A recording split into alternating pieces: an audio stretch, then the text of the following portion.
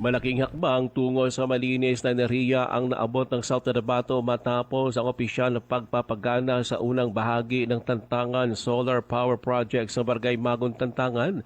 Pinangunahan ni Department of Energy Secretary Sharon Garin ang energization ceremony ng Phase 1 ng proyekto. May kapasidad itong 74.5 megawatt peak. Ang pasalidad pinatayo ng Apolaki 7 Incorporated at IB Vote at pinakamalaking solar power facility sa buong Mindanao. Ayon pa kay Secretary Garin, mahalaga ang pamumuhunan sa renewable energy upang mapalakas ang supply ng kuryente at matiyak ang mas malinis at mas ligtas na kinabukasan ng bansa.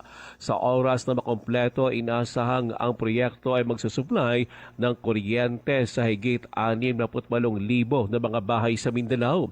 Abot din sa 114,000 metric tons ng carbon dioxide emissions ang mababawas nito kada taon. Ruel Usalo, NDBC, Bida Balita.